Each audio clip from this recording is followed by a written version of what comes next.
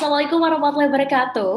Selamat malam untuk teman-teman semua, Sobat PR semua. Senang sekali hari ini saya Mas Putri kembali menjumpai Sobat PR semua untuk berbincang bersama dalam klarifikasi Forum Pimret PRMN bersama dengan Bapak Ganjar Pranowo. Boleh dong teman-teman secara virtual kita tepuk tangan, clap hands dulu. Oke, dan senang sekali tentunya hari ini dengan peserta kurang lebih ada 530, hampir mencapai 600 malam hari ini partisipannya. Terima kasih banyak sudah join malam hari ini. Dan pada malam hari ini kita tentunya ingin menyapa kehadiran dari Pimret PRMN dan juga tentunya atas kehadiran dari Pak Ganjar Pranowo yang sudah join malam hari ini melalui sambungan Zoom. Terima kasih banyak Bapak sudah menyempatkan waktunya.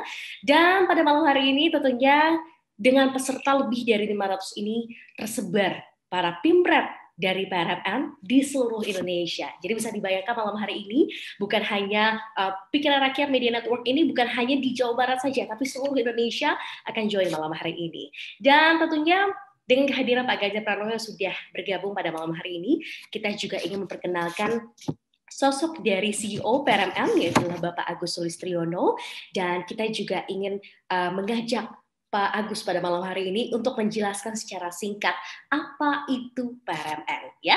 Pak Agus Sulistriono. Selamat malam, Mbak Ayu. Terima kasih. Selamat malam. Iya, selain Pak Agus, malam hari ini Pak Ganjar sudah join bersama kita. Bisa dijelaskan Pak mengenai apa itu Pikiran Rakyat Media Network? Silakan.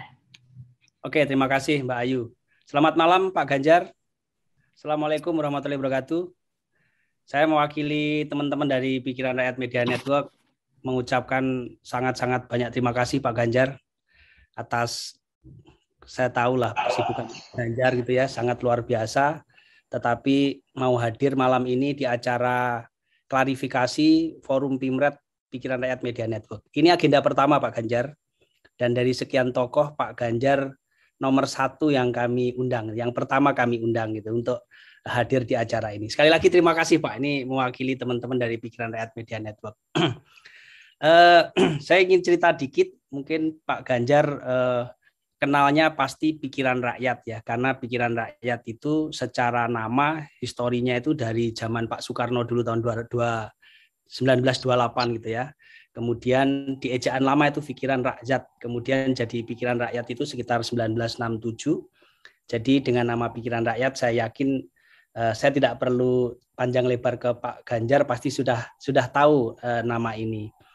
Tetapi ketika 2 Desember 2019 lalu kami dari Pikiran Rakyat membangun satu genre bisnis media baru yaitu Pikiran Rakyat Media Network. Nah, di sini mungkin saya akan bercerita dikit mengapa Pikiran Rakyat yang tadinya hanya lokal Jawa Barat tiba-tiba tersebar dari Aceh sampai Papua.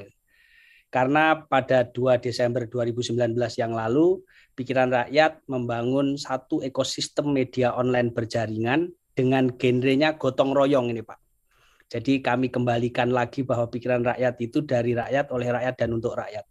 Jadi karena mengusung konsep gotong royong, bahkan kami boleh percaya diri adalah konsep gotong royong pertama ya untuk media di Indonesia. Bahkan saya pernah diskusi dengan teman-teman dari Amazon Web Service, bisa jadi ini yang pertama di dunia dengan mengusung konsep gotong royong atau economic sharing.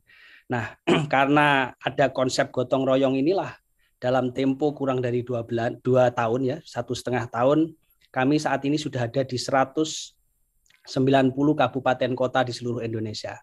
Nah, untuk Jawa Tengah sendiri Pak Ganjar, kami sudah ada di 26 kabupaten kota Pak. Jadi di Jawa Tengah sudah ada 26. Terus kemudian kami dalam perjalanan 1,5 tahun ini sudah melatih anak-anak muda untuk menjadi penulis atau konten kreator itu per minggu ini sudah sampai di gelombang 25. Tidak kurang dari 3.500 anak-anak muda yang syaratnya untuk menjadi konten kreator atau penulis di keluarga besar Pikiran Rakyat Media Network, mungkin Pak Ganjar nggak percaya. Syaratnya itu hanya bisa baca tulis saja Pak, dan wajib nganggur. Jadi ini luar biasa, sehingga siapapun boleh masuk di sini, mau yang ijazahnya lulusan apapun boleh. Pokoknya bisa baca tulis. Yang belum bisa baca tulis ikut kejar paket A, paket B mungkin ya. Dan dari 3.500 anak-anak muda yang kami latih sampai saat ini yang lulus pelatihan selama 6 hari full, kemudian kita mentoring selama 3 bulan dan masih bergabung dengan Pikiran Rakyat Media Network, tidak kurang ada 1.500 orang, Pak. Dan dengan penghasilan, kalau boleh kami bilang di sini adalah karena ini adalah sistemnya kemitraan, itu unlimited, Pak. Mungkin Pak Ganjar tidak percaya bahwa ada salah satu konten kreator kami dalam 1 bulan itu tembus 167 juta rupiah, Pak. 1 bulan. Percaya saya. Itu dari Tasikmalaya, Pak. Ada cewek dari Tasikmalaya 1 bulan 160 juta. Mereka mungkin tidak yakin gitu bahwa bisa punya penghasilan segitu. Karena kalau di-compare sama UMR-nya Tasik itu sama aja kerja 6 tahun lebih kali, Pak ya. Jadi dikejar dalam 1 bulan itu. Dan ini banyak kejutan-kejutan, Pak, anak-anak muda yang tadinya benar-benar tidak punya penghasilan bulanan menjadi punya penghasilan bulanan, dan mereka juga tidak yakin gitu tadinya ikut konten kreator ini ada hasilnya, ternyata ada gitu. Dan karena sekali lagi karena konsep gotong royong itulah, dalam tempo kurang dari 2 tahun, pikiranrakyat.com sudah berada di peringkat 3 portal nasional versi Alexa, Pak Ganjar bisa cek di Alexa. Kami saat ini sudah di nomor 3 secara nasional. Ya, mungkin dengan acara malam ini dengan menghadirkan Pak Ganjar dikit lagi naik di poin 2 nih kayak ini, Pak. Langsung ikut populer seperti Pak Ganjar lah pokoknya. Demikian, Pak, mungkin untuk panjang kali lebarnya kelak saya ingin sowan ke Jawa Tengah, Pak, ke tempat Pak Ganjar gitu. Saya pengen main ke tempat Pak Ganjar untuk lebih detail. Saya sampaikan tentang apa ini media gotong royong, dan saya tahu ini genrenya nggak jauh-jauh dengan Pak Ganjar gitu, deket wong cilik gitu ya. Terima kasih Mbak, Mas Ayu. Dari saya cukup sekian. Oke, terima kasih banyak untuk Pak Agus Listriono selaku CEO dari PRMN sudah menjelaskan mengenai Pikiran Rakyat Media Network. Luar biasa ya Pak ya. Ada loh Pak gajinya 160 juta sebulan. Saya sih mau ya jadi content creator di PRMN gitu, luar biasa sekali. Dan malam hari ini senang sekali saya Malsai Putri bisa ngobrol-ngobrol juga dengan sosok Pak Ganjar. Karena Pak Ganjar saya mengucapkan terima kasih juga loh Pak. Karena Bapak ini kan sering banget Pak posting makanan masakan istri. Betul ya Pak ya? Itu membuat saya jadi termotivasi masak sambal terong loh Pak.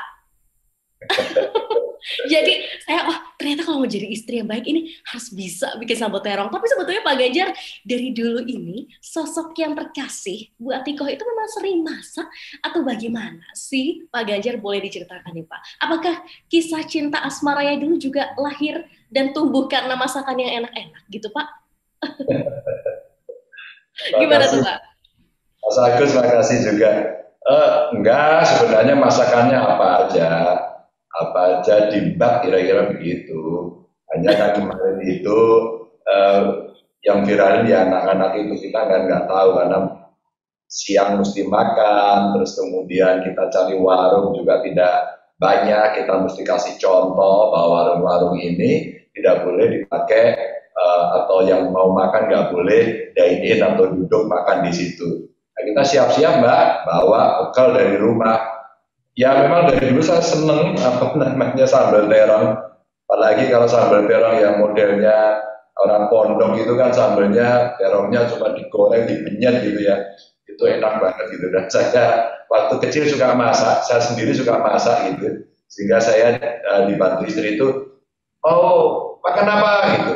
Nah, itu dibawain, ada sambal terong, ada ini. Kalau istri saya sih agak jarang masak gitu, tapi dia manajernya. Jadi hari ini mau makan ikan, hari ini dia manajernya. Ya kepala koki lah kira-kira, tapi bukan kokinya. Oh gitu. Berarti Pak Ganjar senang masak ya? Masak apa sih Pak biasanya Pak Ganjar Pak? Favoritnya gitu? Enggak, waktu kecil Mbak, saya ini diajari masak oleh ibu saya sejak kecil, itu nasi goreng. Dan sampai sekarang makanya saya suka banget sama nasi goreng. Ya akibatnya sekarang ya asam urat kadang-kadang naik gitu kan, karena banyak gorengan itu. Sego goreng, belum lagi kalau di Semarang ada babat itu loh Pak, babat gongso itu enak banget ya Pak. Nasi goreng Ini babat, ngobrolin. paling enak sedunia Mbak itu.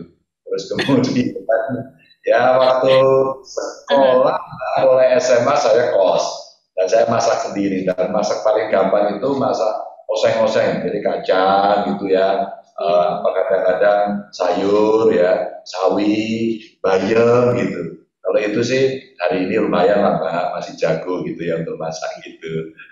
Jadi saya ya awalnya senang sih, saya senang, tapi sekarang udah banyak kesempatan. Jadi saya itu biarpun kurus tapi suka kuliner gitu. Dan itu menjadi prinsip, biar kurus harus kuliner gitu. Nah, sekarang sering keliling, udah mulai dibuka lagi sekarang, dari presiden pidato levelnya udah mulai turun gitu kan, sudah mulai dine in. Nah saya suka promo kuliner, warung-warung itu saya suka banget. Makanya kalau saya sepedaan keliling masuk warung di pasar gitu ya, di pasar itu pasti ada makanan enak. Apakah soto, apakah bakso, apakah sate, gulai. Kalau di Jawa Tengah seperti itu, pasti ada warung-warung yang enak. Jadi saya sering datang masuk-masuk ke pasar gitu, seneng banget. Ada kadang-kadang ya bau sampahnya, tahu kan di pasar bau sampahnya kayak apa. Dan itu menjadi bumbu yang membuat aromanya sedap. Iya, bumbunya jadi sedap. Tapi menarik nih Pak, jadi Bapak tuh senang masak, tapi juga Bapak senang naik sepeda ya Pak ya. Jadi berimbang lah. Jajan boleh banyak Pak, tapi tetap harus fit gitu. Suka naik sepeda dari kapan sih Pak sebetulnya Pak Ganjar? Enggak, belum lama sih. Ya waktu kecil dulu kan suka sepedaan gitu ya.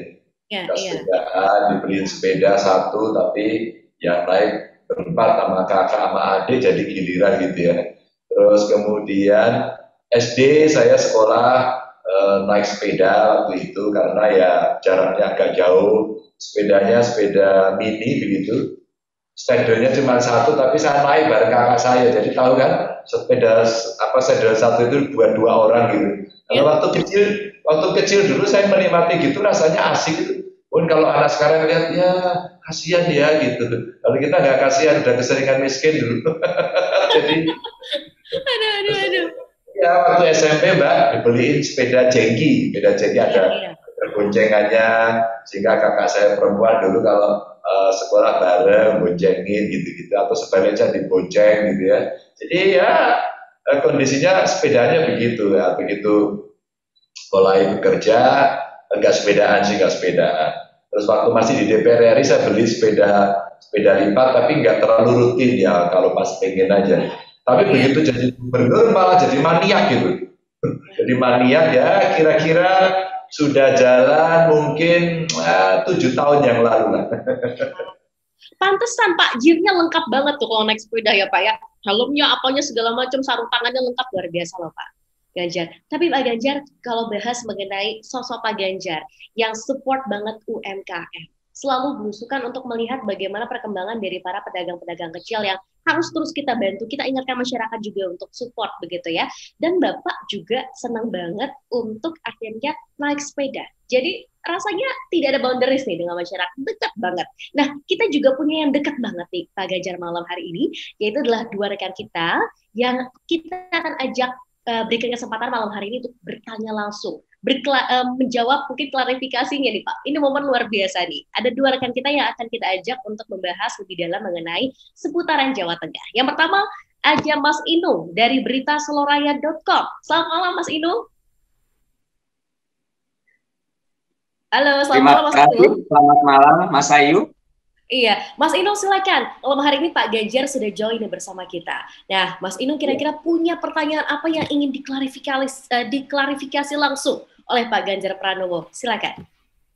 Baik, terima kasih Mas Ayu. Assalamualaikum Pak Ganjar. Salam jateng gayeng Pak Ganjar. Jadi kalau ingat Pak Ganjar itu dulu waktu pertama kali itu bikin masyarakat ini bersimpati dengan Pak Ganjar. Yang sangat dekat dengan masyarakat waktu itu adalah waktu viral 2014. Pak ingat waktu di Jembatan Timbang ya Pak ya. Nah itu sangat mewakili hati masyarakat, terutama sopir-sopir truk ya Pak ya. Dan itu sempat viral agak lama waktu itu Pak. Menjadi berita nasional begitu. Terus yang berikutnya saya soroti di Magelang, Pak. Di Magelang itu ketika Bapak menemukan pungli di Samsat itu, Pak. Nah, pertanyaannya bagaimanakah manajemen supaya tetap konsisten tidak ada pungli di Jawa Tengah, Pak? Iya, Mas Inung, sebenarnya kita itu bekerja sama dengan media, bekerja sama dengan masyarakat. Dan saya mengikuti sebenarnya ilmunya Mas Agus tadi, membuat jejaring, membuat network gitu. Sebenarnya ya setelah saya pikir-pikir kayaknya saya bisa buat koran juga ini, membuat media juga ini. Kayak ilmunya Mas Agus tadi. Dan betul juga ilmunya itu sebenarnya koran hari ini udah bergeser kan. Kalau dulu rekrut orang, bikin kantor, begitu nggak? Ya nggak sih? Terus kemudian dilatih jadi wartawan, mereka ke lapangan, masuk ke redaktur gitu. Sekarang enggak, semua bisa kita kendalikan Mas Inung dengan ini. Jadi sebenarnya awal itu ya Mas Inung ya, karena waktu saya running gubernur itu kan boten korupsi, boten ngapusi. Jadi tagline tidak korupsi, tidak menipu itu sebenarnya bagian dari spirit yang mesti dibangun untuk berubah Jawa Tengah. Karena kita melakukan riset saat saya mau maju gubernur itu, apa sih problemnya? Oh, korupsi. Apa sih problemnya? Layanan yang kurang baik. Oke. Oh, ternyata inti sebenarnya cuma itu ya. Dan itu saya berani mengambil kesimpulan, menjadi pemimpin, menjadi kepala daerah, menjadi aparatur sipil negara itu hanya satu saja. Kamu melayani dengan baik atau tidak. Nah, saat itu Pak Ganjar, ini banyak sekali di Jembatan Timbang kita di Pers itu udah biasa Pak, udah jadi cerita biasa ternyata cerita biasa. Nah, kami kumpulkan, terus kami rapat Mas Inung, kita undang seluruh pelaku, mereka yang petugas yang jaga di Jembatan Timbang. Ayo bro, gitu. Bapak Ibu, saya dapat laporan ini ya, bener nggak? Gitu. Ya pasti jawabannya kan enggak.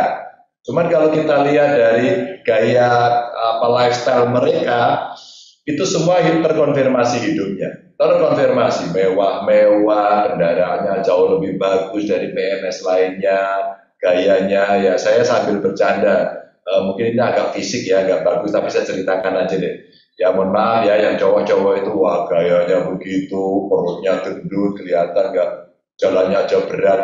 Mohon maaf kalau perutnya yang agak besar ini bukan untuk Bapak Ibu.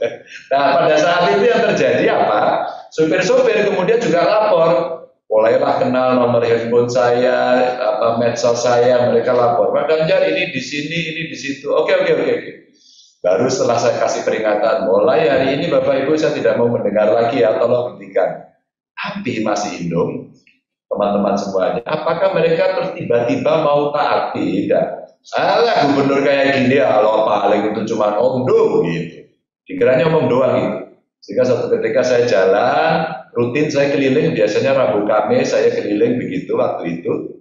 Sampai berjalan sebelum pandemi, saya dikasih tahu, Pak, katanya kalau lewat Jembatan Timbang mau mampir Pak, depan ada Jembatan Timbang. Oke, mampir mendadak. Saat itu anak istri saya ikut, tapi dia di mobil, nggak mau turun. Anak saya tidur, masih kecil anak saya waktu itu. Terus kemudian saya masuk. Pas saya masuk itu tontonannya, Mas Inung, teman-teman semuanya, itu persis seperti yang diceritakan. Jelain, menjengkelkan. Jadi saya yang sangat tidak terkenal dengan orang, karena masih gubernur baru, ya, kurus, jelek gitu kira-kira, tapi pas masuk itu nggak diomongin, nggak disapa sama orang, nggak disapa. Sehingga truknya itu petugas Jembatan Timbangnya duduk. Terus kemudian truk yang bersih-warna itu, keneknya, sopirnya itu adalah pakai baju, pakai celana pendek saja. Mau kemana Mas? Gitu. Biasa situ. Ngapain situ? Biasa setor, gitu kan. Terus duitnya dilempar. Jadi sebenarnya nggak ada wibawanya. Saya bilang ini, sialan ini, kita kors pegawainya ini sialan. Dilemparin. Dan pada saat itu balik lagi kedua, datang lagi truk berikutnya, itu truknya itu frekuensinya tinggi sekali, lempar. Dari mana? Gitu. Biasa Pak Astor, bahasanya sama. Maka dua responden ini langsung, yang sudah store itu langsung ke belakang. Nah belakang saya kan pengawasnya polisi. Pengawasnya polisi. PJ langsung, ya diambil dulu. Ada apa nih? Udah duduk sini dulu. Kok saya nggak mau jalan? Duduk sini ya gitu Pak. Langsung gitu duduk. Yang kedua gitu, yang ketiga gitu, keempat gitu. Akhirnya saya masuk, pas saya masuk itu duitnya itu ya kira-kira kalau mejanya segini itu kayak menggunung gitu, dan duitnya udah dikual-kual gitu dilemparin. Jadi sebenarnya itu kondisinya. Yang kedua setelah ya terjadi itu, wah geger semuanya, terus ya jadilah isu nasional itu sampai saya menjadi pembicara tunggal seluruh Indonesia di Kemenhub untuk kemudian kita lakukan perubahan. Sampai akhirnya sih belum beres, karena ini sekarang diambil pusat. Ya solusinya sebenarnya sudah teknologi, nggak usah ada orang, pakai alat, dan alatnya sebenarnya sudah ada. Ini hasil yang saat itu terjadi. Yang kedua yang di Magelang itu Mas Inung, saya dilapori Pak Ganjar bayar pajak kok sulit. Nah itu terjadi. Itu sampai hari ini masih terjadi. Jadi aku tobat tenang itu sampai hari ini masih terjadi. Jadi orang mau bayar pajak, tapi cek fisik itu dimintain duit. Padahal itu gratis. Akhirnya saya sampaikan, karena saya menemukan itu bukan sekali, yang Magelang itu ya dia sial gitu ketemu saya. Terus kemudian dimintain duit, karena itu bukan instansi saya, maka kemudian saya laporkan kepada instansi pucuknya, saya bicara sama Kapolda, langsung dibabat habis sama Kapolda, tapi ya kumat lagi sekarang. Karena ternyata orang itu bukan polisi juga, mereka itu partner gitu. Dan itulah yang terjadi. Maka saya usulkan begini, nggak usah gratis deh, bayar aja lah. Cek fisik itu bayar aja. Jadi menginternalisasikan biaya eksternal. Itu kan biaya eksternal, ilegal. Udah disuruh bayar aja, biar mereka punya bayaran. Jadi kadang-kadang kita itu ngomong gratis pelayanan yang cepat gitu ya. Gampang itu omongan aja. Pada saat gratis-gratis nggak selesai, ya nggak? Buat kartu identitas, apakah KK, apakah KTP, gratis gitu. Tapi nggak pernah jadi gitu. Sama aja lu bayar, saya bilang gitu. Rakyat bayar mau gitu. Sama izin usaha juga gitu. Wah IMB kok izin usaha mau buat bikin perusahaan gratis. Ngomong aja gratis, tapi nggak jadi 3 tahun. Piye? Lebih baik suruh bayar aja, pengusaha itu benar. Udah sekian persen dari total investasi bayarnya sekian gitu. Itu malah beres. Jadi saya mengajak teman-teman untuk mentransformasikan. Akhirnya Mas Ino, teman-teman semuanya, itu 2 nilai. Ya ada di Jembatan Timbang, ada di Samsat, penerima CPNS, terus kemudian mereka yang mengurus bisnis saya akumulasikan, terus saya ceger begitu. Mulai besok nggak ada setoran, mulai besok nggak boleh ada pungli, mulai besok kalau ketahuan saya pecat. Maka akhirnya saya harus mencopot pejabat penting saya 2, saya harus mencopot level bawahnya udah keseringan, saya lupa jumlahnya gitu ya. Dan ternyata, beneran toh Pak Ganjar gitu. Sehingga ada pejabat penting itu saya bilang, Bapak kita udah sepakat ya, siapa sambil mukanya merah gitu. Jadi Bapak silakan mulai besok tidak usah bekerja di situ lagi. Oh, saya ya Pak, diberhentikan dari jabatan. Oh tidak, saya tidak sekejam itu. Saya hanya ingin Anda tidak jadi PNS lagi gitu. Jadi terus setelah itu ya selesai. Saya sebenarnya nggak enak hati mau cerita, tapi seperti mempermalukan, saya tidak ada niat itu. Dan ternyata rakyat tepuk tangan gitu, meriah sekali. Sekarang saya tidak pernah melakukan itu lagi. Tahu nggak Mas Indro apa yang terjadi? Pak Ganjar ngamuk lagi dong gitu, suruh ngamuk saya. Enak aja, kamu ngamuk tepuk tangan, saya tambah darah tinggi gitu.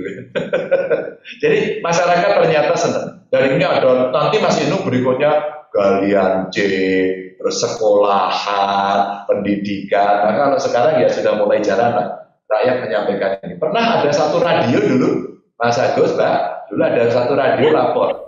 Ada laporan Mbak dulu dari radio. Pak Ganjar, ini lagi ada jembatan diperbaiki, kami yang lewat dimintai duit. Wah, saya komunikasi langsung dengan polisi, nggak sampai 1 jam di lokasi diobrak-abrik dan saya mendapatkan itu. Jadi sebenarnya dengan media, dengan publik dan ketika citizen jurnalis makin banyak gitu ya, check and balances terjadi. Ya tinggal komitmen aja kita mau apa enggak. Maka saya sampaikan kalau pegawai saya Anda melakukan itu, saya pastikan Anda bisa pecat.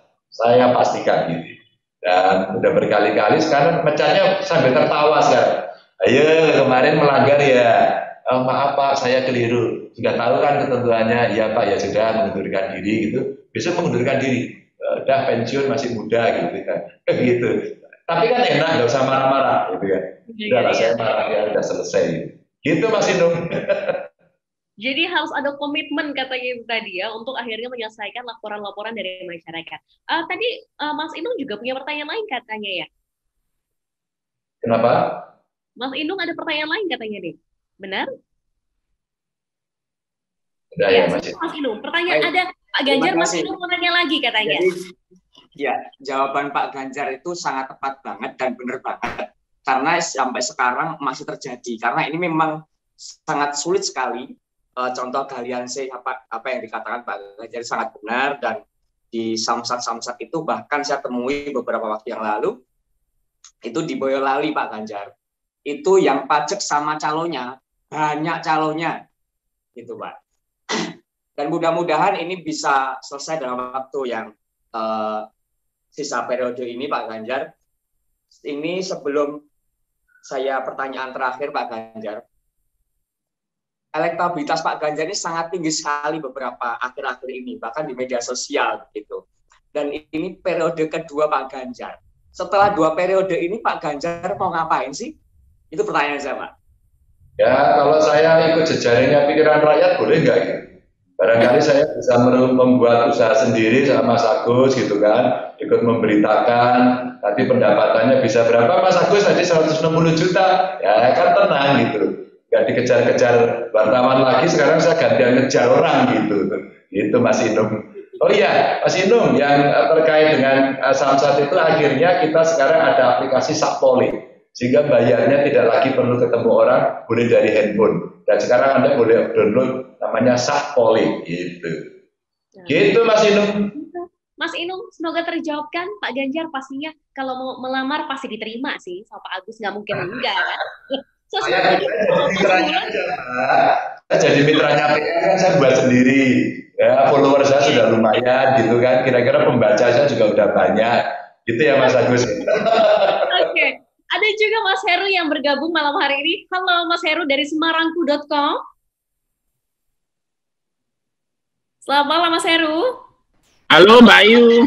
Halo, Silakan, selamat malam. Mas Heru. Silakan Mas Heru. Ada pertanyaan yang ingin diklarifikasi oleh Pak Ganjar? Monggo, silakan.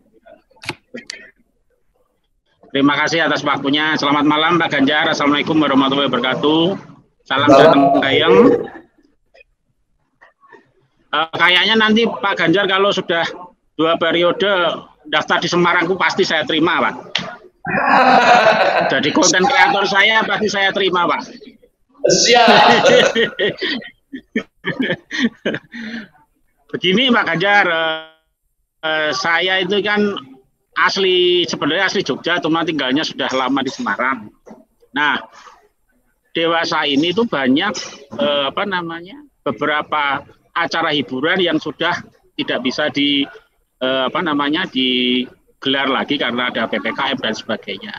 Nah, kedepannya umpamanya nih, Jateng itu sudah keluar dari zona merah maupun levelnya sudah turun drastis dan sudah bisa hidup normal seperti dulu lagi. Kira-kira ada enggak hadiah dari Pak Ganjar untuk masyarakat Jateng? Mungkin mengasih hiburan sebagai hadiahnya, bisa konser ambyar atau mungkin kemarin kan Pak Ganjar juga nonton Scorpion bareng bersama saya, cuman saya di depan, jingkrak-jingkrak di depan. Nah, mungkin Pak Ganjar masih bisa ngasih hadiah ke warga Jateng untuk kasih, mungkin ngundang Metallica, ngundang Bon Jovi dan sebagainya. Mungkin nggak itu Pak Ganjar ketika nanti sudah hidup normal dan ketika Pak Ganjar masih menjabat. Itu aja dulu Pak Ganjar. Terima kasih. Iya, Mas Heru, waktu di Jogja dulu ya, ada Scorpion, terus kemudian pernah ada Europe ya, terus kemudian Megadeth gitu. Itu sebenarnya waktu itu harusnya di Jateng itu. Harusnya di Jateng, tapi ternyata Jateng yang siap cuma Boyolali. Maka yang lain kemudian dibawa ke Jogja. Jadi saya menjadi bagian dari itu juga. Nah, waktu itu karena saya senang, tapi kayaknya terus saya sendiri yang senang kan nggak enak kok Mas gitu. Ada satu IO gitu dulu udah nyiapin di Purple, bahkan di Purple udah siap datang reuni. Waktu itu dia mau ada acara di India, terus ke Australia. Nah, saya ditawarin apakah mau. Waktunya cuma 2 minggu. Dan biasanya kalau tur begitu itu murah. Ini mohon maaf teman-temannya, bukan sok nasional, bukan tidak nasionalis, Tapi karena memang gimana, kita suka rock gitu ya, idola gitu ya, jadi ya suka nggak suka. Mungkin kalau sekarang ya Luna, BTS ya, Blackpink gitu ya, gantian yang K-pop gitu. Sorry ya, kita juga ARMY gitu ya. Nah setelah itu, apa yang mau saya ceritakan, kita sudah ngubungin gitu. Dan mungkin Mas Heru bukan hadiah ya, ya mesti ada lagi karena itu menjadi industri hiburan yang menyenangkan. Saya ya Mas Heru ini lagi ngumpulin. Minggu lalu kawan-kawan kepala dinas pariwisata ngumpul se-Jawa Tengah. Bagaimana pariwisata kita buka lagi. Ini kelasnya nasional aja, nasional kita sendiri ya, lokal lah gitu. Itu ada Dian Culture Festival. Saya bilang, besok Dian Culture Festival bagaimana? Gitu. Dia sampaikan, Bapak, Dian Culture Festival mau kita buat virtual. Loh, sekarang statusnya udah turun kok. Kenapa tidak dibuat sekarang konser luring, tidak lagi daring. Kalau perlu tetap di hybrid. Nah, saya sampaikan konsepnya gini, Mas Heru. Ini kan artis-artis nasional lokal juga sudah kesel ya, sudah kesel. Mereka artis-artis mantap gitu, mantap makan tabungan gitu, karena nggak ada konsernya maka jadi mantap gitu. Dan pada saat itu ngobrol, artis nasional, artis lokal itu di Boyolali ya. Mas Inung kemarin kan jualin alat-alat gitu ya Mas Inung ya, sampai rame, mau dibantu, saya telepon Pak Bupati dibantu lagi. Saya dulu waktu awal-awal pandemi tahun lalu juga membuat konser panggung kahanan. Kenapa kahanan? Ya keadaannya lagi begitu. Terus artisnya gimana dong? Siapa yang bayar? Saya nggak mampu bayar. Akhirnya kita buat donasi, ngarang-ngarang aja Mas. Ngarang buat event. Kira-kira kalau ditampilin di Facebook, di IG, di YouTube laku nggak ya? Ya 9 kali pentas saya dapat duit kira-kira 540 juta. Kita simpen, terus kita kembalikan untuk membantu mereka. Ada yang butuh sembako, anaknya sekolah, yang mau buat pentas tunggal. Pentas tunggal kalau ada dalang perempuan Purworejo itu, Pak Ganjar, saya dibantu, saya mau pentas tunggal di YouTube. Dia butuh karya, dia butuh eksis. Dia mungkin juga butuh duit tapi nggak bisa. Akhirnya kita bantu 7 juta, ada yang 11 juta gitu ya. Kita bantu Mas Heru. Nah, Dian Culture Festival, kemudian saya minta untuk membuat satu desain agar besok bisa dilakukan dengan luring, tidak lagi daring, ya. Atau kemudian di hybrid. Lalu bagaimana Pak Ganjar? Wah, itu jadi kerumunan. Oh, pasti kerumunan. Tapi satu, panggungnya gede. Artisnya di PCR test dulu. Ya, artisnya nih, hotelnya disiapin. Saya lupa ya, kalau ada yang ingat, konser rock di Eropa itu kemarin juga dibuka loh. Dibuka yang 1 tahun lalu tutup, terus dibuka yang sampai nginep itu loh, pakai tenda-tenda. Saya aja udah pingin, saya mau cuti, saya mau nonton gitu. Dulu sebelum pandemi, kemudian terjadi pandemi nggak ada. Jadi itu seluruh artis dunia tok semua manggung, dan itu hanya rock dan metal aja. Wah, saya udah pengen sama anak saya, istri saya udah ngerancang-rancang, ya pandemi nggak jadi. Rasanya asik ya, bawa tenda sendiri, bawa alat masak, nonton band 3 hari. Wah, itu sudah terpuaskan gitu. Nah, saat itu kemudian saya menyampaikan inspirasi ini ke kawan-kawan. Ya kita nggak gede banget sih. Kalau di Dian dibuat itu, ini saya pernah nonton satu pertunjukan di TV sih nontonnya ya. Kalau nggak salah di Amerika atau di Eropa ya. Jadi areanya itu terbatas, kalau di Dian itu kan terbatas juga, bisa ditutup lah pintu masuknya, tidak semua masuk. Panggungnya terbuka. Terus kemudian bagaimana audiensnya disiapin tempat duduk. Satu tempat duduk itu ada satu mejanya, terus kemudian kayak orang kondangan itu, pakai meja bundar gitu. Mejanya kotak juga boleh sih. Terus kemudian satu keluarga berjarak 1,5 meter, 1,5 meter gitu, jadi kayak restoran gitu. Terus nonton konser. Jadi nanti diarahkan ya dengan teknologi daftarnya dan sebagainya. Nah kan Mas Heru saya ngomong, kalau gitu kamu jualnya yang mahal, kan ini eksklusif. Kenapa mahal? Tadi saya baru rapat Borobudur Marathon, insya Allah Borobudur Marathon tahun ini jalan. Dan tahun kemarin di 2020 Borobudur Marathon itu jalan. Tapi yang lari hanya elit marathon, yang lain lari virtual. Dan ternyata para runner-runner itu, wah udah tergila-gila semua. Kapan Pak? Dan tahun kemarin itu seluruh dunia kalau nggak salah maraton kelas internasional yang jalan hanya 3. Kalau nggak salah satu Tokyo, yang kedua saya lupa Boston atau Berlin, antara salah satu itu, dan yang ketiga adalah Borobudur. dan kami harus membayar mahal sekali. Hanya ingin mempertahankan eksistensi itu. Nah, kita sekarang rancangkan itu ada turunannya nanti, UMKM-nya laku, tempat penginapan laku, orang transportasi laku gitu ya. Dan Mas Heru kalau itu lari di sana, Jogja juga sama. Jogja kecipratan karena banyak yang nginep di Jogja juga. Jadi sebenarnya ekonomi ini bisa kita gelindingkan. Jadi apakah nanti akan ada hadiah macam-macam kalau sudah, Mas sudah ngantri Mas ya, Mam? Jadi IO yang untuk pentas internasionalnya itu konser internasional udah minta. Maka saya lagi nyiapin ya, ini sayangnya agak lambat sih. Ini kalau pemerintah komisi kesannya lambat terus. Jadi di Semarang itu Mas, di bandara kalau keluar ya, di kiri kan ada PRPP. Ya, problem PRPP kan udah selesai. Ya, alhamdulillah lah, kita yang menang. Setelah sekian puluh tahun, ya, akhirnya sudah kembali ke Pakuan Ibu Pertiwi, gitulah. Ya, kalau Pak Jokowi bisa mengembalikan Freeport, ini kelas kecil aja, ini diambil orang lain, ya kita bisa kembalikan jadi milik daerah. Nah, itu mau saya bangun semacam concert hall, sport hall ya, untuk pameran yang gede, dengan satu harapan itu Mas. Jadi kita punya gedung konser yang suatu ketika bisa kita pakai dan itu bisa puluhan ribu gitu ya. Ada sih di Semarang itu punya swasta, tapi kecil. Tapi sayang pada saat mau diresmikan juga terjadi COVID ya, sehingga banyak yang tidak bisa tampil. Jadi Mas Heru, itu yang ada dan udah ngantri sebenarnya. Udah ngantri. Saya kira artis-artis luar negeri juga rindu order kok sekarang. Kalau diundang pasti juga mau. Gitu Mas Heru. Oke. Mas Heru ada pertanyaan lain Mas Heru untuk Pak Ganjar? Tapi ini yang tanya yang di Jawa Tengah aja ya Mbak? Ini saya lihat ada yang dari mana-mana tadi itu. Betul sekali. Gimana Mas Heru ada pertanyaan lain Mas Heru? Wah banyak ini Pak. Dia tadi Jambi ya, saya lihat ada Bengkulu tadi. Oh betul. Ada lagi Mas Heru? Ya, ya Pak, nanti mungkin yang di PRPP itu dibikin Little Woodstock Semarang lah, biar kayak tahun 60-an. Benar-benar. Apa namanya Mas tadi konsernya? Satu lagi nih Pak, pertanyaan saya, Little Woodstock. Ya. Nah, itu betul itu. Sampean pancen wartawan tenan deh. Aku aja nggak tahu, sampai jadi tahu sekarang ya. Jadi ingat betul. Hebat. Gimana Mas Heru?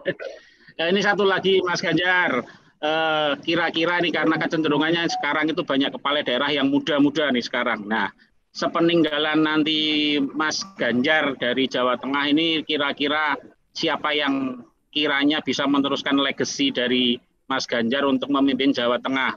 Kan ada nih, ada Gibran di Wali Kota ya Solo, terus ada Diko Ganinduto di Kendal. Kira-kira menurut Mas Ganjar yang paling cocok untuk meneruskan legasinya Mas Ganjar nanti siapa setelah 2023? Terima kasih. Waduh Mas Heru banyak banget ya, Semarang, Solo, Kendal, Demak juga barusan ini muda. Sekarang kawan-kawan lagi diuji ya, yang baru running, baru menjabat periode pertama diuji. Yang kedua, yang sudah 2 periode makin dilirik gitu. Banyumas meskipun ya mungkin orang bicara muda tua, tapi sekarang orang bicara pengalaman. Mereka sedang diuji dan sedang berkompetisi sehingga masyarakat Jawa Tengah akan melirik. Saya hanya ngingatin aja sama teman-teman. Saya sejak jadi gubernur agak strict gitu ya, agak strict pada pemberantasan korupsi, strict pada layanan publik. Sampai paksa itu Mas Heru, semua punya call center gitu ya. Semua punya call center. Mas Hendi, Mas Gibran, Diko itu kita minta contoh-contoh itu. Banyumas saja Pak Husin itu rajin banget. Mbak Sri, Grobogan itu semua sekarang main medsos, semua main laporan. Saya minta agar ada. Artinya apa? Itu kerjaan nggak enak. Kan nggak enak nih. Ngurusi orang 1, 2 nggak bisa divaksin, nggak bisa nebus sekolah, di rumah sakit nggak bisa bayar, rumahnya ambruk, ya diusir dari rumah. Itu kerjaan harian saya. Dan kalau kita passionnya seneng, maka masyarakat akan merasa puas. Nah, ukurannya, kalau ada kawan-kawan nanti mau melakukan komitmen-komitmen ini akan enak. So, kalau tidak, terus kemudian berubah, nanti akan ditagih. Bukan saya, wah Pak Ganjar paling hebat, tidak. Karena kawan-kawan ASN saya itu kalau dikasih sekarang gini, tidak terima kasih, gitu. Kalau dulu, kita udah datang, nggak dikasih. Gimana itu perusahaan itu, nggak tahu diri gitu. Udah lebaran, parcel nggak datang, Natal parcel nggak datang, dasar pelit semua. Gitu. Ngurus izin langsung, apa ini kertas saja, amplopnya mana gitu. Itu kan kelakuan-kelakuan yang nyebelin kan gitu.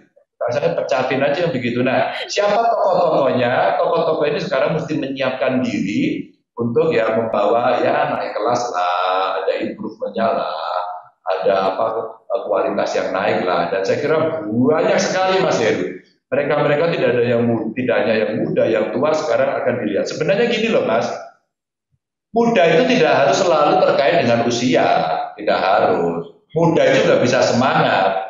Anak muda gayanya tua banyak Mas. Ya, mohon maaf nih kepala daerah muda, keren, kemana-mana pakai t-shirt, pakai jeans, pakai sneakers, gayanya gitu. Tapi pengawalnya, satpamnya banyak.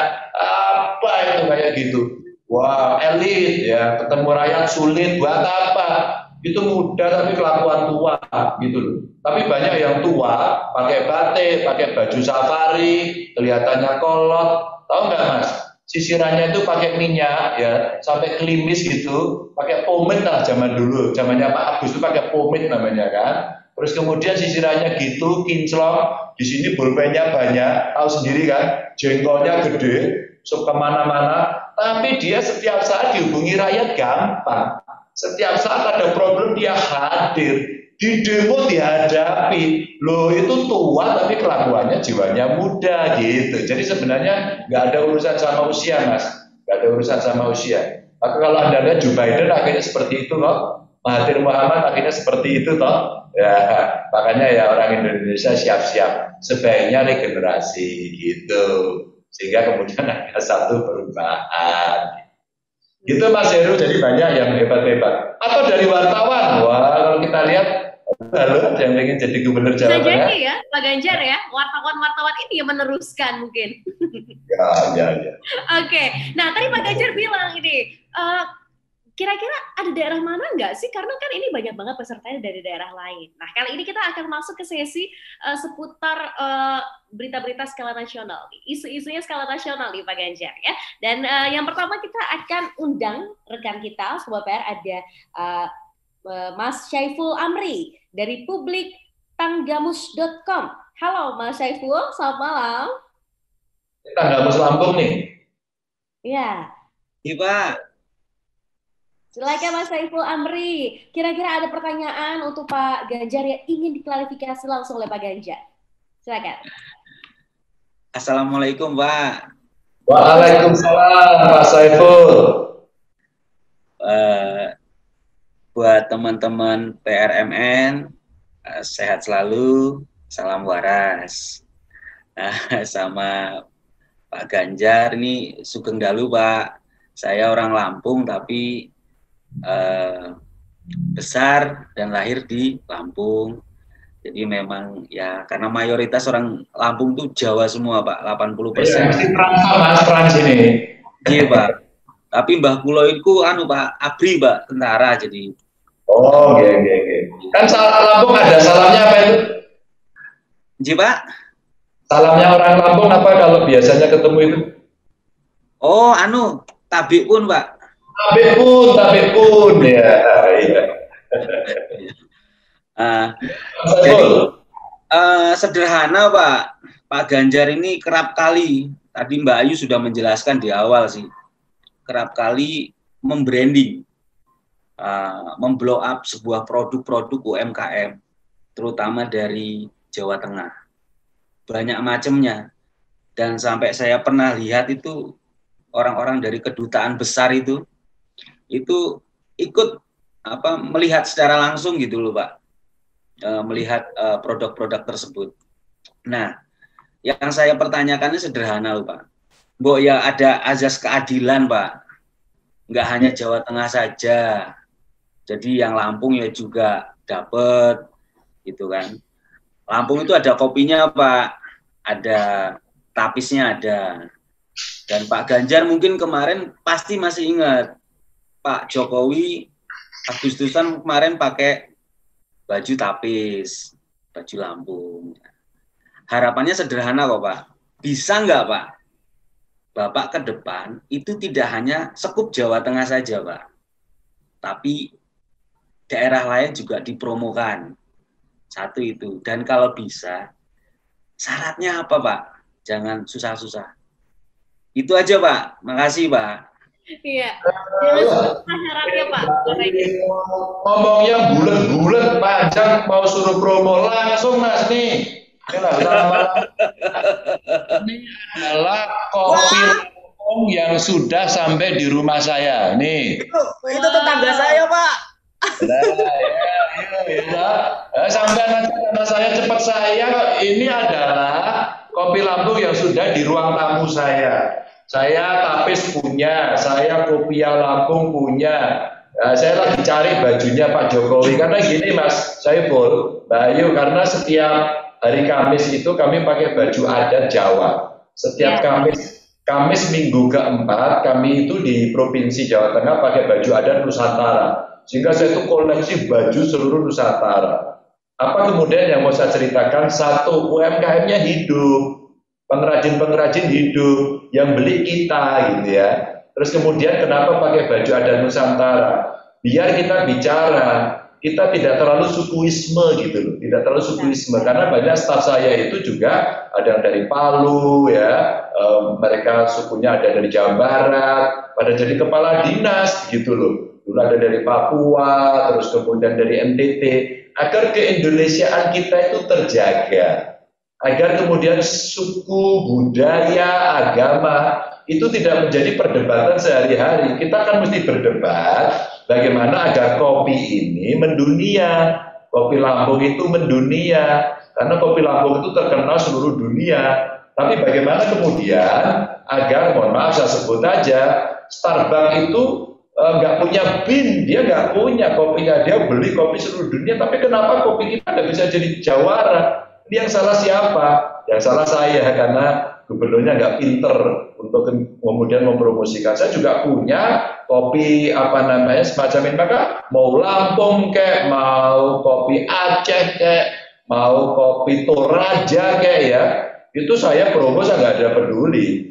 Ya, termasuk kami sendiri punya ya, Sindoro Subing itu, waduh kopinya bagus banget. Ini karena ketidakpinteran saya mengelola saja, maka kemudian saya merasa iya ya, gimana ya membuat branding. Suatu ketika Mas Saiful, saya pernah kunjungan ke Polandia, waktu itu saya masih di DPR. Ya. Dan pada saat itu di sana kita lagi melihat kerjasama Indonesia dengan Polandia.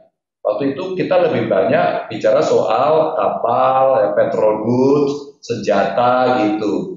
Nah pada saat saya di sana ketemu dengan pejabat dari Kementerian Kelautan Perikanan. Waktu itu Pak Martani Uzaini, dosen UI yang jadi dirjen marketing untuk produk kelautan kita. Gitu. Bapak Martani ngapain di sini? Saya mau jualan seafood gitu. Karena seafood kita waktu itu problem dan udang kita tuh the best di sana. Nah, kalau kita bisa melakukan itu, ini keren. Dan itulah yang hari ini Pak Jokowi itu genjot terus, ayo daerah apa. Maka di tengah pandemi kemarin, Pak Menteri Pertanian diminta untuk segera ekspor yang memungkinkan, karena ini devisa. Dan 7 hari 7 triliun judulnya. 7 hari 7 triliun ini adalah konsep kita bisa mengekspor. Nah, termasuk kopi, Mas. Termasuk kopi. Maka Lampung itu tinggal apa ya? Ya tinggal publik tanggamu, jejaring PR itu untuk cerewet ngomong in detail eksploratif all about coffee, all about Lampung's coffee. Dan itu kalau itu bisa dilakukan, keren. Dan memang waktu saya membuat hashtag Lapak Ganjar, jualan itu Jawa Tengah, produk UMKM-nya. Sekarang sudah tidak, siapapun boleh. Waktu saya ngobrol sama teman-teman NTT yang keren-keren, buat produk yang inovatif, startupnya bagus, mereka cerita, Mas Saiful, Pak Ganjar saya jualan nggak? Emang jualan apa? Moringa. Jadi coklat moringa itu sendiri, moringa daun, moringa bubuk, wah keren lah itu. Langsung saya beli, saya bilang gitu, kirim ke Jawa Tengah, beli. Terus kemudian saya promosikan, rame, saya pergi ke Jawa Timur. Waktu itu saya lagi ada acara khusus internal, kampanye pilkada. Saya mampir di Kediri, mampir di Galek gitu. Ternyata produknya bagus. Terus saya cerita itu, Mas Ganjar boleh dong kita dipromosikan? Boleh aja, ayo gitu. Nah sekarang udah NTT, Jatim, DIY, Jabar, pokoknya mana aja boleh sekarang. Nah tiap minggu kita buat tema-tema, dan ternyata teman dari Perancis saja ngeliat. Ya orang Perancis tapi sering bolak-balik ke Indonesia. Wah, Mas ini kok bagus-bagus ya, boleh nggak? Beberapa yang bagus saya sortir, terus saya jual ke Eropa dengan senang hati. Itu sebenarnya target saya. Sekarang orang mulai dorong, Mas Ganjar, itu hashtag lapak Ganjarnya dijadiin marketplace saja. Entar orang itu cuma ekstrakurikuler gitu. Sama dengan Mas Agus tadi, YouTube saya itu sebenarnya pernah ditelepon saya. Ditelepon ya dari Google waktu itu menanyakan, boleh nggak kita pasang iklan? Saya sih mikir-mikir saat itu, bisa dapat duit gitu ya. Bisa kelasnya kayak Deddy Kobuse gitu, yang bisa ngasih duit 1 koper sama mobil ke dokter gitu ya. Dan itu di rumah secara kreatif.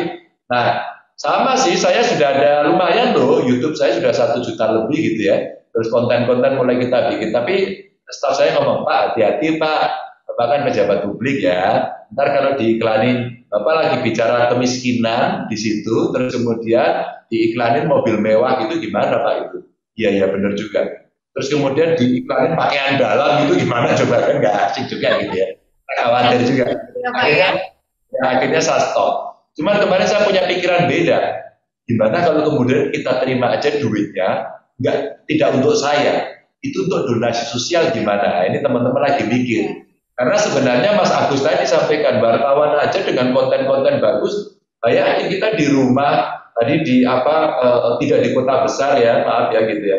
Kita bisa kok melakukan itu. Jadi Mas Saiful monggo dengan senang hati saya, kalau kita mau sharing-sharing bisa. Kemarin saya ngomong sama NTT, waktu saya promo BUMDes gitu, dan kebetulan di partai saya kemarin, saya dikasih penghargaan tentang BUMDes, karena saya ini seneng banget sama pariwisata UMKM itu seneng banget saya.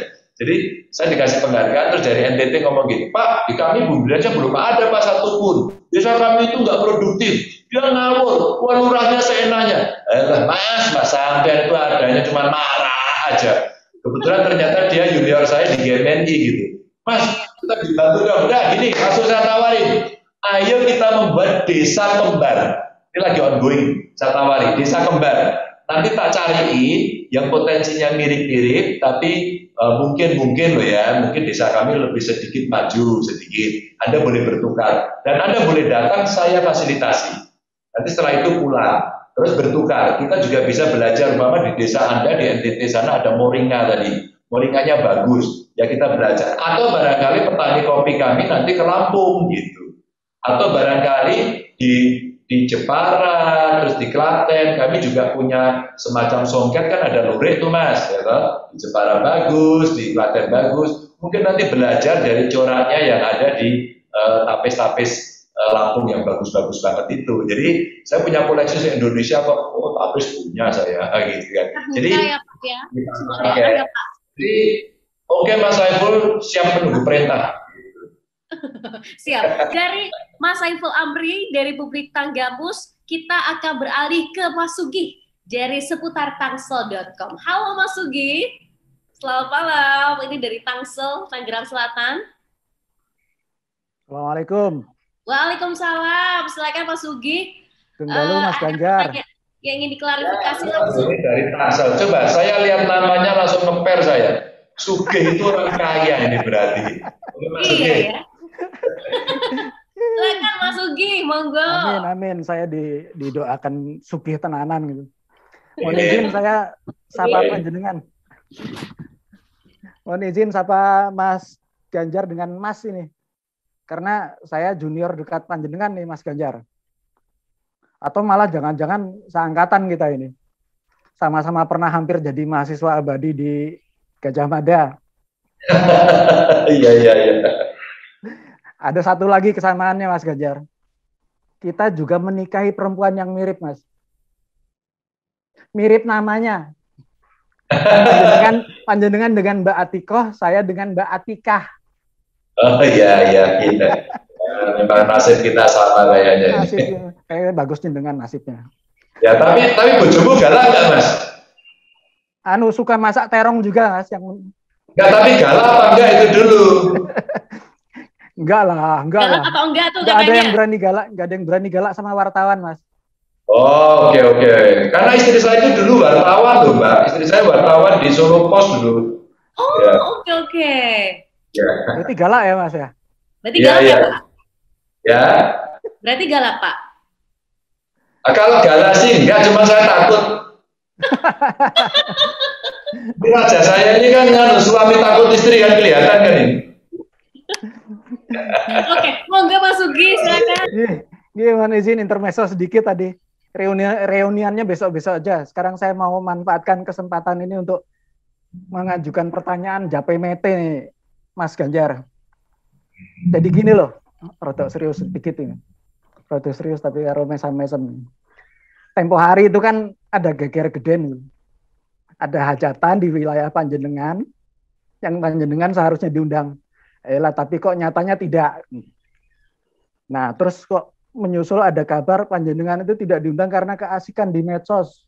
Dan konon katanya punya tanda kutip ambisi sendiri untuk nyapres di 2024. Nah, nyuwun pertanyaannya ini, nyuwun dibisiki kepada para pemret di sini. Geger geden kemarin itu sak temene sebenarnya tenanan beneran atau cuma sandiwara untuk menaikkan popularitas Panjenengan? Sak temene sebenarnya jujur-jujuran Panjenengan itu punya pres benda toh? Eman-eman kalau Mas Ganjar cuma melamar jadi konten kreator di semarangku.com, Mas. Nyuwun pangapunten, matur nuwun Mas Ganjar. Ya, makasih. Sebenarnya interpretasinya banyak banget. Wong itu teman-teman saya kok gitu. Jadi sebenarnya kejadian dinamika biasa saja lah. Mungkin juga undangannya saja yang telah dikirim ke saya gitu. Biasanya saya diundang. Kalau kita mau mengkonfirmasi, kemarin aja saya datang ke Jakarta sama DPP diundang, dikasih penghargaan. Ada tuh beritanya juga banyak. Biasa saja Mas, dinamika-dinamikanya. Dan pada saat itu juga sebelumnya saya ketemu dengan Ibu Ketua Umum. Jadi Mas, kalau soal di PDI Perjuangan itu biasa saja yang begitu. Pak Ganjar medsos, enggak waktu itu juga, maksudnya kan Mbak Puan kan yang bicara. Mbak Puan tidak mengirimkan pesan itu ke saya, sebenarnya ke semua kepala daerah, agar kepala daerah itu tidak medsosan tok, tapi terjun ke masyarakat. Nah, saya senang dengan perintahnya Mbak Puan itu, gitu. Karena apa? Saya juga bermedsos, dan medsos saya itu adalah kegiatan saya turun ke bawah. Jadi sebenarnya pesannya bukan untuk Ganjar, itu untuk semua. Nah, cuman ya ini ketemu Mas Uge ya beritanya jadi tambah asik gitu ya, tulisannya tambah menarik. Kalau soal copras, capres itu di PDI Perjuangan udah jelas. Kita itu aturannya sudah jelas kok. Hasil Kongres PDI Perjuangan itu keputusan capres itu jadi ketua umum gitu. Jadi kalau kayak saya ya di survei ada itu, saya sudah menempatkan diri nggak boleh GR, nggak boleh cuma di survei gitu aja terus GR, seolah-olah paling hebat, terus bisa nyapres gitu. Kalau di PDI Perjuangan di internal kita nggak begitu Mas Ugi. Jadi semua diberikan kepada ketua umum nanti akan menentukan. Karena di dalam survei itu ada nama Mbak Puan, ada nama Mbak Risma, ada nama Ahok, ada nama Ganjar gitu kan. Jadi kan di PDI Perjuangan ada tidak hanya saya sebenarnya kan, semua. Jadi semua boleh, silakan aja. Ya wong ya posternya sendiri ya kadang-kadang ya kompor juga gitu kan ya. Poster wah ini di launching gitu. Besok yang sana launching, yang sini menang sana, yang sana menang sini. Sampai kemudian saya ya ilah hari gini lagi COVID ngomong capres enggak lah. Maka saya ngobrol gitu sama presiden, ya tugas saya sebagai wakil pemerintah pusat di daerah harus membereskan. Maka dengan presiden kita bicara, Pak Gub, gimana COVID-nya itu hampir setiap saat. Sehingga kita vaksinnya bagaimana nakesnya, bagaimana UKM-nya, itu pedagang kaki lima bisa hidup enggak, bansosnya bagaimana, itu tugas pemerintah yang mesti saya laksanakan. Kalau Bu Mega udah jelas, semua kepala daerah sekarang urusannya bantu pemerintah gitu. Maka beberapa waktu lalu kan Bu Mega pidato, Pak Jokowi sampai kurus katanya gitu ya. Kalau dalam bahasa politiknya ya ini dukungan Bu Mega pada Pak Jokowi, kalau ada persentase lebih 100 itu kira-kira 1000% lah gitu. Itu pesan kepada publik agar kita konsentrasi dulu ngurus situasi bangsa dan negara yang lagi sulit. Tugas saya sebenarnya ada di situ. Maka kalau saya lihat dari pemerintahan Pak Jokowi perintah, saya harus ngurusi COVID, Bu Mega perintah hal yang sama, nggak usah pada ngurusi capres gitu. Biar aja puling-pulingnya jalan, yang penting kalian kerja dulu, kalian hadapi COVID ini, kelola dengan baik. Maka rasanya juga, saya sendiri kalau komentari kayak gitu ya Mas Uge, saya sendiri malu gitu loh. Saya sendiri merasa malu. Rasanya nggak pantas, nggak etis lah. Di tengah rakyat sekarang tadi soal kesenian, ya senimannya nggak bisa makan, soal data penerima bansos masih masalah, soal data COVID aja masih masalah sampai hari ini, ada data delay mesti diinput gitu kan. Belum lagi kemarin Mas Uge, ketika kemudian terjadi outbreak di mana-mana, varian Delta menyerang kan Jawa Tengah Mas yang pertama, Kudus kan, waduh, gitu Mas Uge, kalau saya bicara ini yang bertanggung jawab siapa, yang salah siapa? Saya bilang sama semua, yang salah gubernurnya, saya yang paling harus bertanggung jawab. Itu. Waktu itu keras sekali sampai saya buat kantor Mas Uge di Kudus itu untuk membantu. Jadi Pemprov membuat kantor cabang gitu ya. Kemudian Polda dengan Kodam ikut membantu sampai kita bawa mereka isolasi mandiri itu kita bawa terpusat ke Boyolali. Kita paksa, wow, aku udah diteriakin, gubernur bego, otaknya didengkul, sukanya maksa-maksa, itu biasa, dibully gitu biasa. PKI, waduh, serem banget pokoknya omongannya. Tapi apa yang terjadi?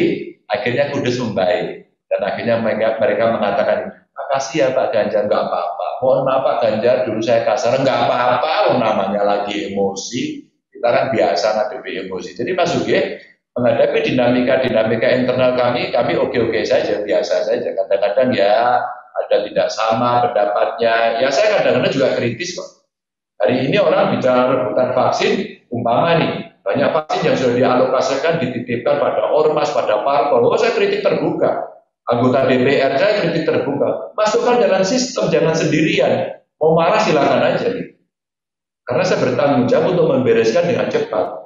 Dan yang seperti itu tidak populer, dan saya sudah diajari bahkan oleh partai saya sendiri. Dan ingat ya, saya bergabung dengan partai saya bukan kemarin, sejak mahasiswa.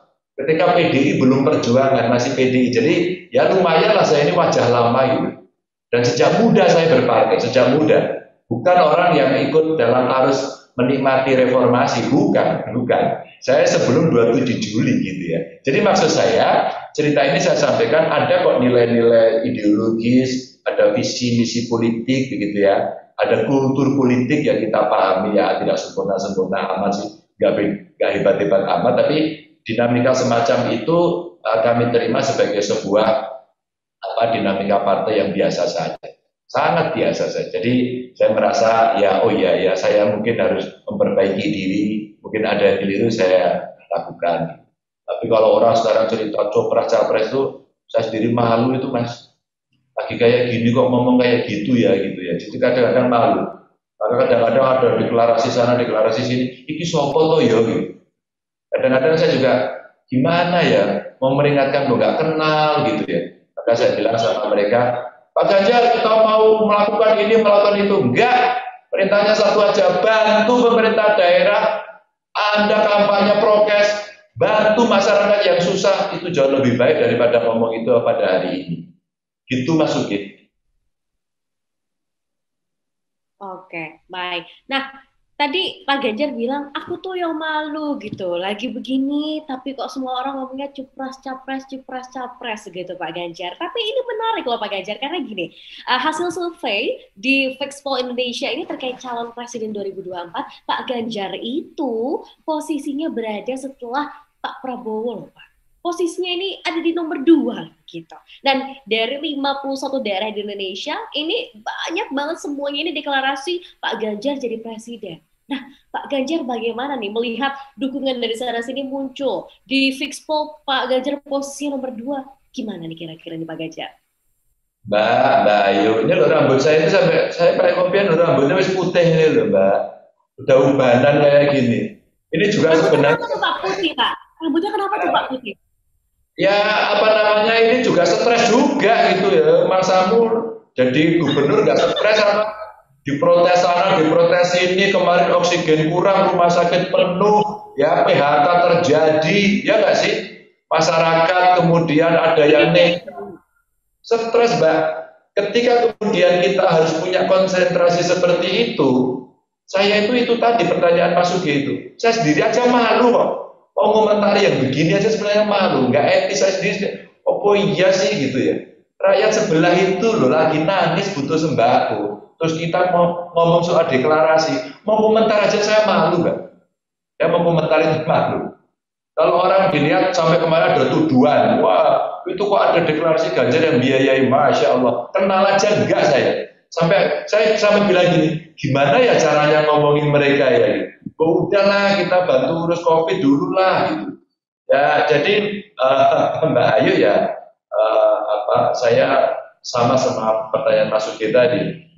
Perintah Pak Jokowi, perintah Bu Mega, sama dua orang yang secara pemerintah dan partai harus saya ikuti gitu ya, harus saya ikuti gitu. Dan faktanya hari ini saya bersama rakyat, hari ini saya melihat tangisnya rakyat, juga saya melihat tertawanya rakyat, juga saya lihat UMKM yang kemudian go digital bisa naik. Pak Ganjar kemarin saya naik 300% loh, Pak Ganjar penjualan saya malah naik 100% loh gara-gara pandemi karena dia inovasi. Jadi kita senang, Mbak. Dan inilah yang saya katakan gini, pengalaman yang terbaik saya dalam menangani pandemi ini bukan terbaik dalam arti saya menangani terbaik, tapi belajar saya yang paling baik adalah situasinya krisis. Dan semua dinolkan, direstart. Pakai improvement mesti dilakukan. Quality improvement mesti dilakukan. Maka otak kita harus berinovasi terus, nggak boleh berhenti. Kalau cerita UMKM, ayo hashtag lah Pak Ganjar, ayo saya undang marketplace untuk bermitra. Terus kemudian kita undang kawan-kawan media-media termasuk digital untuk memblow up gitu ya. Kadang-kadang profiling itu sebenarnya itu jauh lebih menarik Mbak daripada kemudian bicara dukungan, deklarasi, survei gitu ya. Udahlah itu memang kerjaan mereka ya kita ngelarang juga nggak bisa. Saya pernah iseng gini Mbak Ayu, iya Om, nama saya nggak usah dimasukkan gitu, gimana sih gitu ya.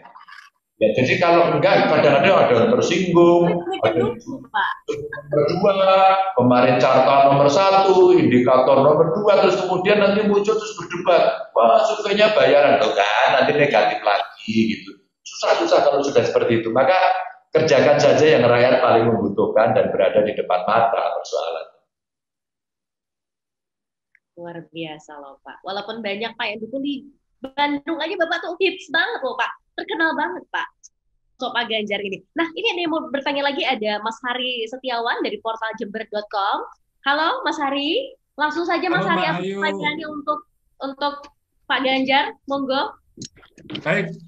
Terima kasih Mbak Ayu atas waktunya. Assalamualaikum warahmatullahi wabarakatuh. Selamat malam, Sugeng Dalu Pak Ganjar. Perkenalkan saya Mas Hari dari mana ini? Hari Setiawan dari portal jember.com Pak, Jawa Timur.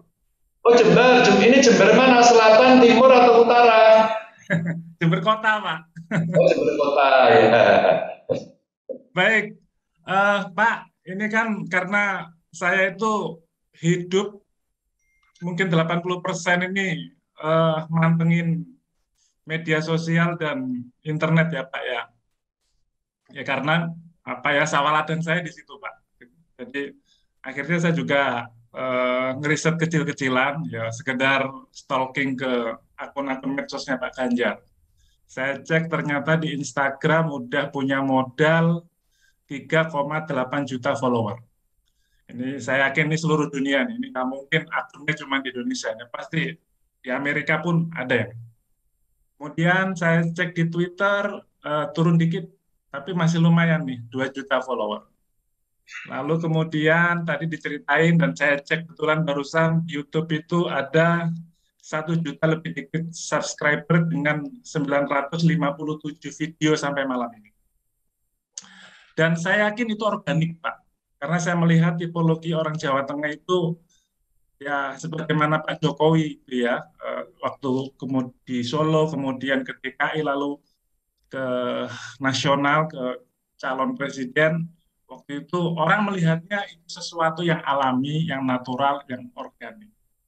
Nah, barusan Bapak bilang rasanya tidak etis, nggak pantas kalau sekarang ngomong copras-capres.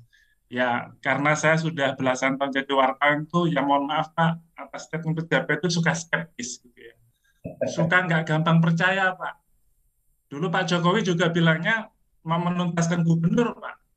Tapi buktinya juga akhirnya jadi calon presiden gitu ya.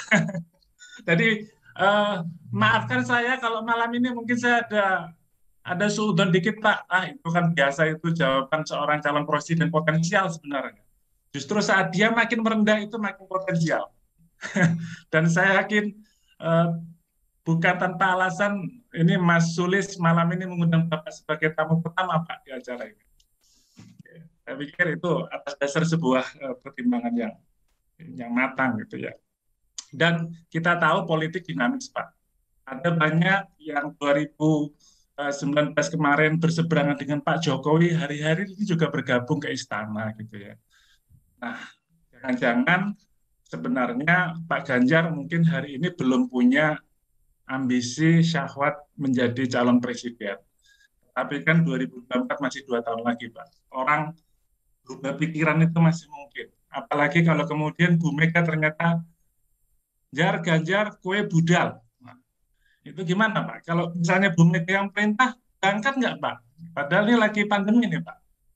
Pripun? Matur sembah nuwun. Waalaikumsalam warahmatullahi wabarakatuh. Waalaikumsalam. Assalamualaikum Pak Ganjar, monggo. Ya Mas Hari, makanya perintahnya Bu Mega malah kemarin mengedarkan surat, ya, ngomentari capres saja nggak boleh. Itu yang saya katakan tadi di internal kami itu, bahwa keputusannya itu sudah disiapkan oleh partai dengan mekanisme. Dia tidak berebut, bahwa kemudian kader-kader yang ada itu mereka melakukan aktivitas, mengeksekusi program, membantu masyarakat, terus kemudian mungkin mereka berkomunikasi secara politik, yaitu yang namanya politisi ya bebas-bebas saja, dan itu tidak dilarang oleh Bu Mega gitu ya. Dan jadi kan betul, sebenarnya in the end gitu, yaitu perintahnya ada di Bu Mega. Saya dulu juga tidak pernah kok Mas, tidak pernah berpikir jadi gubernur. Saya itu lebih menyiapkan diri menjadi anggota DPR yang ketiga.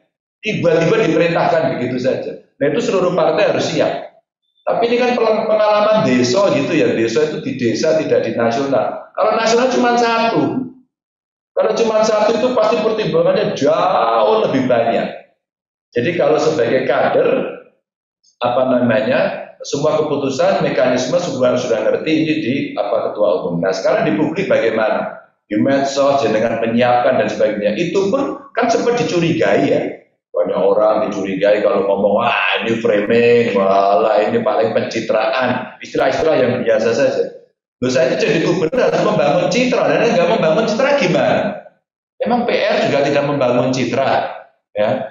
Emang portal jember.com tidak membangun citra, ya dibangun loh. Kami itu banyak loh Pak yang baca Pak, kalau mau ngiklan ke sini Pak kan gitu juga. Ini ya paham soal kayak ngono ya Pak, kalau mau iklan di sini loh Pak, ini banyak. Dibangun citranya. Ini loh Pak, anak-anak muda tadi kan Mas Agus menyampaikan, wah ini anak-anak muda loh Pak, terus ngopo gitu kan. Itu kan membangun citra dulu. Image-nya diberikan kepada saya biar kemudian saya jatuh cinta, kira-kira sah nggak sah, nggak ada yang nggak sah. Maka Mas Hari waktu itu ngomong, wah Pak Ganjar ini pencitraan terus. Loh saya itu membangun citra. Loh kalau kita tidak membangun citra terus piye? Terus agelmu dewe ya nggak bisa kan gitu ya. Dibangunlah. Oh iya bahwa kita responsif, bentuknya seperti ini. Oh Pak Ganjar ngamuk di jembatan timbang. Oh ada korupsi gitu kan. Seneng nggak sih dapat berita itu? Seneng kok masyarakat. Nah kenapa kemudian sampai ke medsos begitu? Nah saya itu mencoba Mas. Ya anak-anak yang muda-muda yang usia 20-an itu sebenarnya kan itulah usia-usia yang sebaya dengan saya hari ini kan. Ya saya baru 20-an Mas gitu. Oh, luar biasa. Ya Mbak Ayu. Gitu. Jadi sedikit lah Pak ya kelahirannya ya Pak ya. Beda. Kira-kira tua Mbak Ayu 2 bulan lah kira-kira gitu ya. Jadi kalau kita lihat Mas Hari, saya harus fitting dengan kondisi. Saya harus bisa adaptif pada kondisi itu. Bayangkan Mas Hari, bayangkan ya. Jadi gubernur pakai baju safari terus kemana-mana, tadi itu pulpennya banyak di sini, terus kemudian jalan pengawalnya banyak, sampai buka pintu mobil aja nggak kuat, mesti dibukain orang, gua pakai begini-begini. Nah, aku bengep malah stres aku kalau ada kayak gitu kan. Ya, ketika kemudian anak sekarang itu meminta pengen ketemu gubernur, gimana caranya? Ya besok ya datang ke kantor, kamu tulis surat dulu. Nah, rasid dong ketemu gubernur apa, Belgedes, paling begitu, nggak mau mereka gitu kan. Tapi kalau ketemu Pak Ganjar, follow dong, gitu Mas. Ya kalau zaman sampean masih kecil dulu follow ya apa, nggak ngerti Mas. Pak Ganjar fallback dong, itu Mas bahasanya, itu sudah komunikasi. Begitu saya fallback, terus kemudian terima kasih Pak Ganjar di fallback. Pak Ganjar tahu nggak saya hari ini ulang tahun, buatin ucapan dong. Saya juga iseng gitu. Selamat ulang tahun ya bro, Mbak selamat ulang tahun ya, sehat. Sekian detik itu ternyata orang senang, personal touch itu senang. Dan tugas saya sebagai gubernur kudu nyenengke rakyatku ta Mas, nyenengke wong ta Mas. Ini badai orang kono Mas. Gitu. Jadi ketika kemudian kadang-kadang saya dikasih memberikan kejutan itu something. Maaf ya.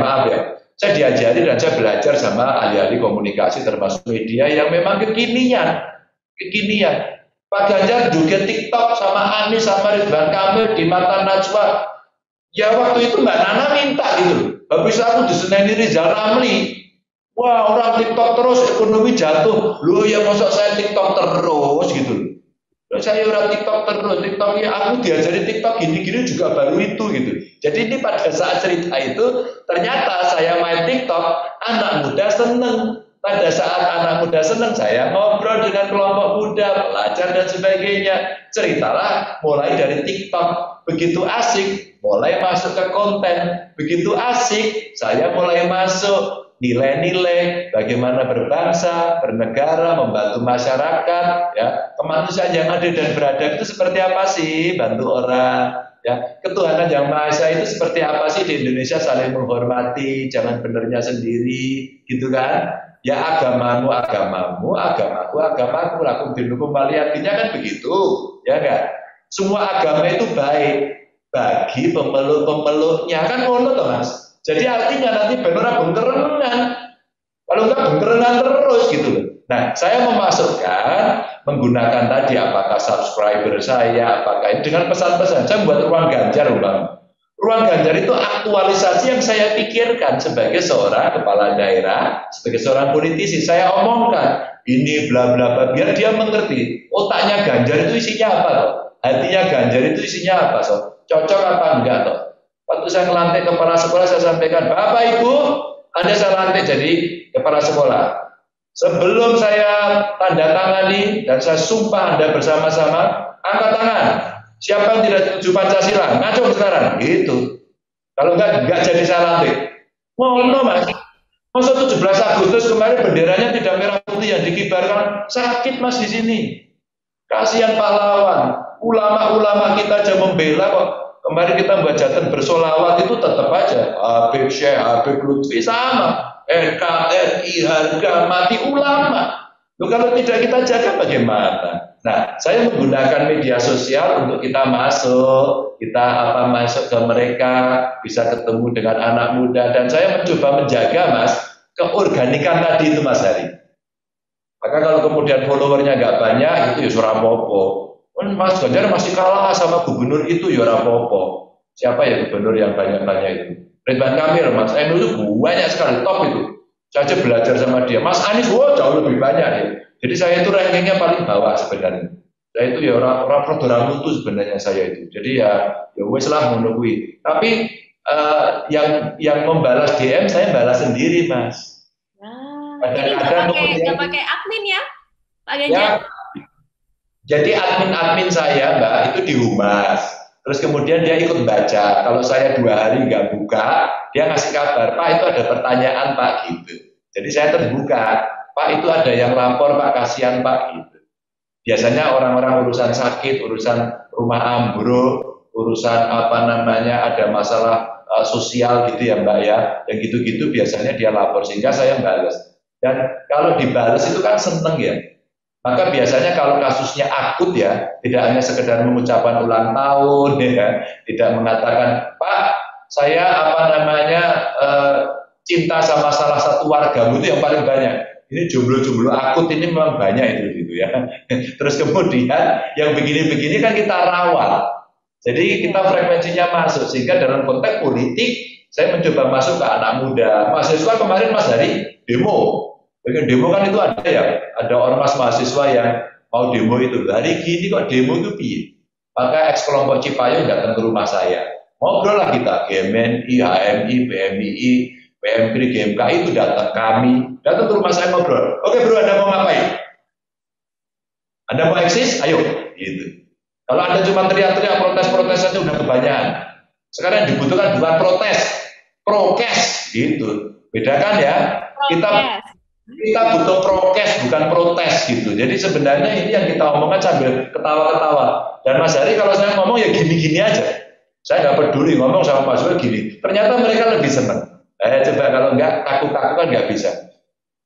Menteni sambutan, kunjungan, gitu kan, rombongannya banyak. Enggak, sekarang kunjungannya, besok saya IG live, siapa mau ikut? Wah, merocos. Dan itu Mbak Ayu, Mas Hari, 1-2 yang punya problem itu, kadang-kadang saya mintain teleponnya, saya telepon sendiri. Sehingga in case suatu ketika saya nemu, saya dimaki-maki, dicaci, jelei, dan itu jam 11:30 malam. Saya nggak bisa tidur. Waktu itu nggak bisa tidur. Jangan tanya kenapa ya. Apakah lagi dimarahi istri saya? Jangan tanya alasannya. Tapi nggak bisa tidur gitu. Nah, pada saat jam 11:30 malam itu dia DM ke Twitter saya. Kemudian saya tanya apa nomor teleponnya Mas Hari. Ternyata dia seorang honorer yang tidak pernah diangkat jadi CPNS terus miso-miso. Kenapa saya nggak diangkat jadi PNS? Anda cuma omdo.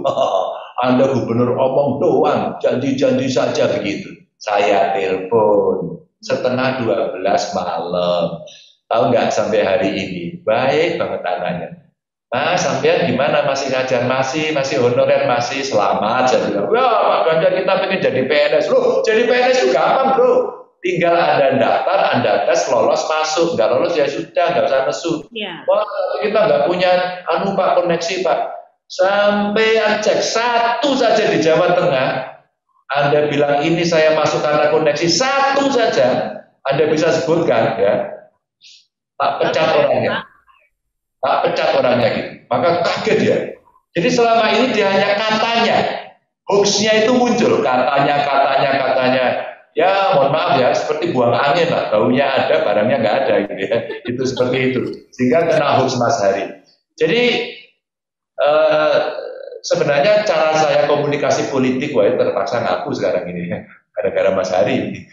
Cara saya komunikasi politik itu dua hal, Mas. Yang konvensional kita lakukan, tapi tahu nggak sih bahwa konvensional itu nggak bisa menjangkau banyak orang. Maka kemudian digital itu menjangkau. Dan benar Mas Hari, ternyata ada follower saya dari Perth itu aktif sekali, dari Berlin itu aktif sekali, dari Amerika aktif. Bahkan teman-teman PMI tahu nggak? Pekerja migran kita itu kemarin itu ada yang ikut terharu, Pak Ganjar kenapa sih Pak Ganjar dianiaya ya Allah gitu. Saya ini PMI, saya ini sampai pakai voice, dikirimnya tuh voice. Sekarang saya rekam, saya aja terharu. Saya itu juga bisa menitikkan air mata Mas Ari. Sehingga loh ini orang nggak saya kenal kok sampai berempati begini. Saya nggak terima, ya Allah. Ada begitu. Jadi yang gini-gini itu menjadi kontrol sosial saya. Jadi kalau saya ngawur, saya kurang ajar, saya melakukan tindakan yang salah itu menjadi kontrol. Rakyatku aja dijauh seperti itu kok. Sehingga suatu ketika waktu kesempatan saya bisa berkunjung ke Hong Kong, nemuin TKI, TKW, PMI itu, kita bisa ngobrol itu terharu saya terharu. Akhirnya dia, Pak Ganjar boleh minta nomor teleponnya enggak? Oh boleh. Sehingga apa? Mereka itu problem kecil di keluarganya aja kadang-kadang sambat loh Mas Ari. Pak Ganjar, saya itu jadi PMI di Hong Kong. Terus kemudian saya akan ngirimin untuk keluarga saya. Suami saya itu malah rabi lagi, gitu coba Mas.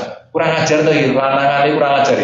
Ini panjang biasanya kalau orang Jogja itu biangane gitu, kira-kira gitu ya. Jadi akhirnya apa? Ya kita tolong. Kemarin itu ada orang kena COVID Mas Hari, lapor melalui medsos, Pak Ganjar saya ibu menyusui, tapi saya positif, bolehkah saya menyusui anak saya? Si lokor lah Mas, tekonen anakku. Kan orang tahu menyusui kan, Tapi saya kan termasuk orang yang nyusu gitu ya. Maksudnya minum susu gitu, jangan berpikir kotor gitu ya. Terus kemudian pada saat itu akhirnya apa? Saya angkat, ibu nomor teleponnya berapa? Dikasih mas. Ternyata di Blora, padahal saya di Semarang, jauh kan Mas Hari ya. Saya masukkan di grup saya, di grup ASN, akhirnya tahu nggak? Hanya dalam waktu 10 menit, mereka komunikasi, sudah mendapatkan kontak ibu-ibu yang hari ini menyusui di desa itu. Dan dapat 12 ibu-ibu. Dan akhirnya dalam waktu malam itu juga, ibu-ibu itu mohon maaf ya, nyedot susunya, ya, dikirim ke bu itu. Nangis sampean, aku itu sampai gedek-gedek. Aku ikut terharu Mas Hari. Luar biasa. Medsos itu kekuatannya luar biasa. Maka kalau di Twitter itu katakan biasanya kalimatnya Twitter do your magic. Wah. Jadi saya itu sorry aja meskipun rambut saya ini eranya kolonial tapi jiwa saya milenial. Jadi kita bisa komunikasi dengan mereka. Jadi Mas Hari ceritanya begitu Mas. Yes, Won. Arthur.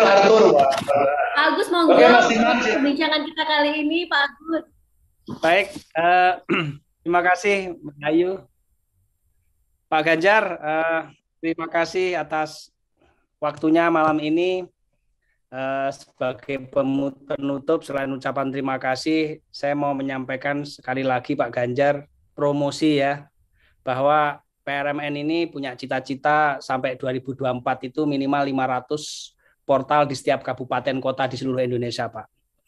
Jika nanti mendekati 2024, Pak Ganjar dikasih mandat sama Bu Mega, colek-colek kami, Pak. Ini pinter banget loh, baca peluang ini sampai 2024, wah, nanti terus semua dijari. Ini cara jualannya memang hebat kayaknya.